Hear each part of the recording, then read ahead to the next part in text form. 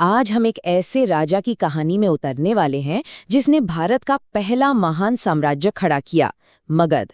एक ऐसा शासक जिसकी दूर की सोच और रणनीति ने एक शक्तिशाली साम्राज्य की नींव तो रख दी, लेकिन जिसका अपना अंत बेहद दुखद हुआ। चलिए इस कहानी की गहराइयों में चलते हैं।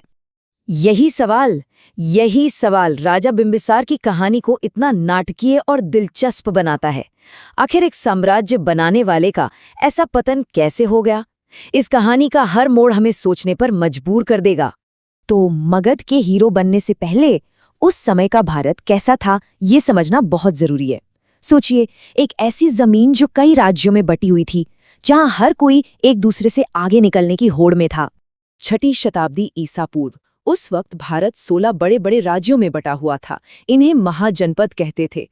अब ये सिर्फ राज्य नहीं थे, ये थीं अपने आप में बड़ी शक्तियां, जिनकी अपनी अपनी महत्वाकांक्षाएं थीं। सत्ता और दबदबे के लिए इनमें लगातार संघर्ष चलता रहता था। मतलब राजनीतिक तौर पर बहुत उथल-पुथल का दौर था। और इन 16 महाजनपदों के बीच चल रही खींचतान में एक राज्य था जो बाकियों पर भारी पड़ने वाला था, और वो था मगध। अपनी जबरदस्त लोकेशन और काबिल लीडरशिप के दम पर मगध इतिहास लिखने के लिए पूरी तैयार था। और मगध की इस महानता के पीछे जो दिमाग था, जो आर्किटेक्ट था, वो थे हर्यंक वंश के राजा बिंबिसार। उन्होंने एक ऐसा फॉर्मूला तैयार किया जिसने मगध को आगे चलकर अजेय बना दिया। जरा सोचिए, सिर्फ 15 साल की उम्र में एक पूरी राज्य की बागडोर संभालना।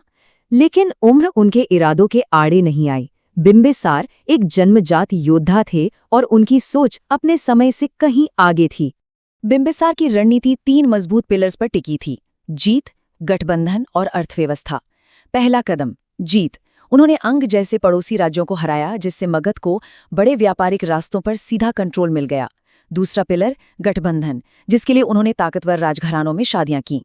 और तीसरा, इन दोनों से मिली ताकत का इस्तेमाल करके एक मजबूत अर्थव्यवस्था खड़ी की। यही वो ब्लूप्रिंट था जिसने मगध के उदय की कहानी लिखी। लेकिन बिंबिसार ये बात अच्छी तरह जानते थे कि सिर्फ तलवार के दम पर एक साम्राज्य नहीं बनाया जा सकता। उनकी रणनीति का दूसरा और शायद ज्यादा जरूरी हिस्सा था डिप्लोमेसी और सही जगह पर रिश्ते बनाना। ये स्लाइड उनकी कूटनीतिक समझ का बेहतरीन उदाहरण है। कोसल की राजकुमारी से शादी हुई तो दहेज में काशी का पूरा इलाका मिल गया। सोचिए, राज्य का खजाना कितना भर गया होगा। लिच्छवी और मद्र के साथ वैवाहिक संबंधों ने न सिर्फ सीमाओं को सुरक्षित किया, बल्कि ताकतवर दोस्त भी बना दिए। उनका फलसफा बहुत साफ था। जरूरत पड़ने पर वो जंग से पीछे नहीं हटते थे, लेकिन दोस्ती का हाथ बढ़ाने का भी कोई मौका नहीं छोड़ते थे। इसी बैलेंस ने मगध को स्थिरता और तरक्की दोनों दी। तो बिंबिसार ने एक ऐसा साम्राज्य बनाया जिसे हराना लगभग नामुमकिन था। लेकिन उनकी कहानी में एक बहुत दुखद मोड़ भी आना था। उनकी सबसे बड़ी ताकत यानी उनकी प्लानिंग एक ऐसी जगह आकर कमजोर पड़ गई जिसके बारे में उन्होंने कभी सोचा भी नहीं था।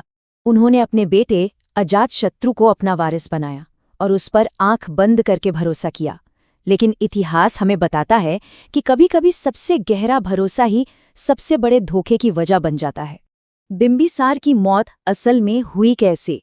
इस पर 2 अलग-अलग बातें सामने आती हैं। बौद्ध ग्रंथ कहते हैं कि सत्ता के लालच में अजातशत्रु ने अपने पिता की हत्या कर दी। वहीं जैन ग्रंथों के मुताबिक उसे जेल में डाल दिया गया था, जहां बिंबिसार ने खुद ही अपने प्राण त्याग दिए। कहानी चाहे जो भी हो, अंत बहुत ही दुखद था। बिंबिसार के अंत के साथ ही मगध में खून खराबे का एक ऐसा दौर शुरू हुआ जिसने हर्यंक वंश की जड़ों को ही हिलाकर रख दिया। सत्ता का नशा बहुत विनाशकारी साबित हुआ।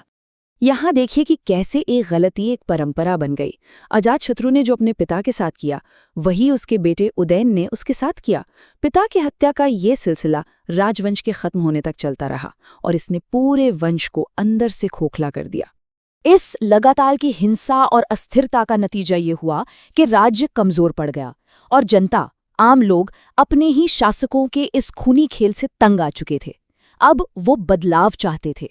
हर्यंक वंश का पतन हमें एक बहुत जरूरी सबक सिखाता है, एक ऐसा सबक जो आज भी उतना ही सच है। यही इस पूरी कहानी का निचोड़ है।